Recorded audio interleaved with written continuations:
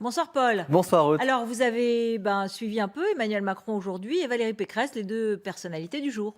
Exactement. Direction Vierzon dans le Cher pour Emmanuel Macron. Alors évidemment, 2h30 de déambulation sous Covid. Ça ressemble à ça. Oui. C'est bon là?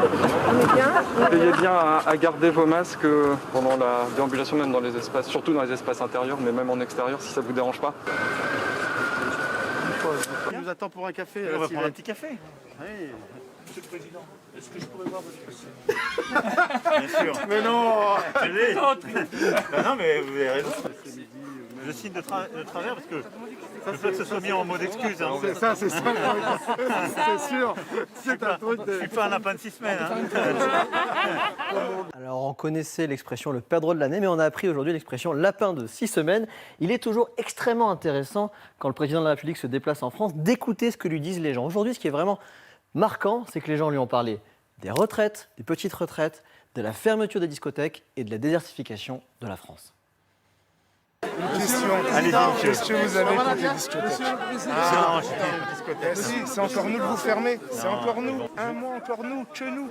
On essaie justement de ne pas fermer d'abord les écoles, de maintenir toutes les activités qu'on peut. Et on sait que le moment qui est problématique, c'est les moments de convivialité. On va essayer, je m'y engage, de rouvrir au plus vite. En tout cas, vous serez indemnisé de manière exemplaire. Bonjour, vous allez bien?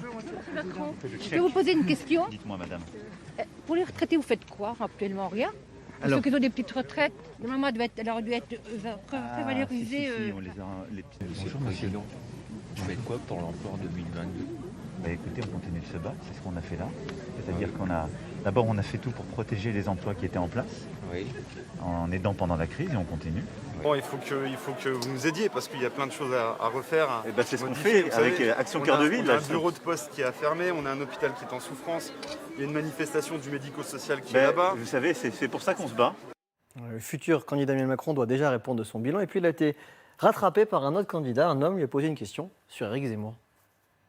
Ça va? Avec ce froid?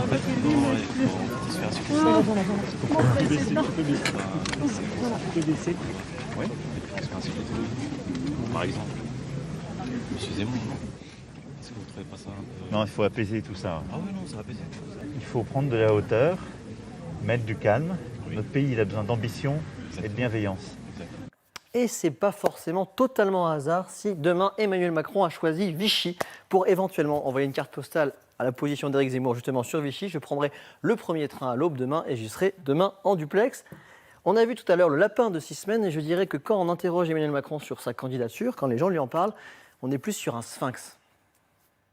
Je vous souhaite moins de soucis dans votre prochain mandat. Beaucoup moins. Vous avez été mal. Déjà, vous en avez dit beaucoup avec ce que vous avez dit. Merci pour ce Moins que de vous avez soucis, c'est déjà pas grave, fait. c'est prochain l'important. J'espère que vous aurez plus de chance. J'espère que vous allez être élu. J'espère que vous êtes réélu parce que vous êtes suivi, tout est parfait. Vous êtes parfait, donc j'espère que vous allez être réélu et je prierai pour vous pour que ça se passe bien. Vous serez réélu. Hein. Je vous souhaite beaucoup de courage, je prierai pour vous. Prenez soin de vous, monsieur le Président. Au revoir. Merci beaucoup.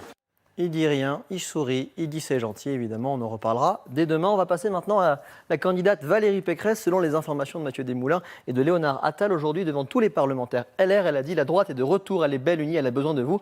Et une gentillesse pour Éric Ciotti. Éric représente une sensibilité à droite qui va être extrêmement importante dans la campagne. Éric Ciotti lui a rendu l'appareil en lui disant « Seule Valérie Pécresse pourra battre Emmanuel Macron devant tous les parlementaires aujourd'hui au siège du parti. » Mais surtout, on en parlait hier, la fusée Pécresse, excellent sondage pour elle. Notre sondage hier, IFOP Fiducial, elle est au coude à coude avec Marine Le Pen, potentiellement qualifiée au second tour et dans la marge d'erreur avec Emmanuel Macron. Formidable sondage pour elle, donc on sent vraiment les LR en surconfiance.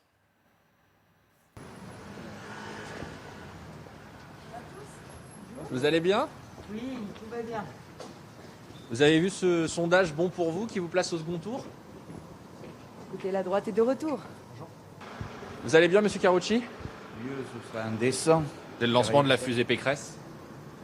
Moi, je ne suis pas expert ni à Kourou ni nulle part, donc je ne sais pas si on va lancer la fusée Pécresse. En tout cas, ça a créé dès hier un mouvement, beaucoup d'appels, beaucoup de mails, beaucoup de textos de gens qui disent « bon, ben, on vient ». Ça peut faire revenir les électeurs de droite et plus d'adhérents, une armée d'électeurs qui y croient.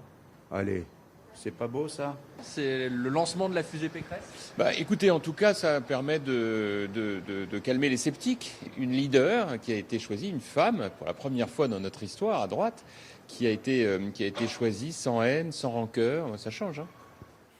Il n'a pas pu s'empêcher. Merci Paul pour ce feuilleton du jour.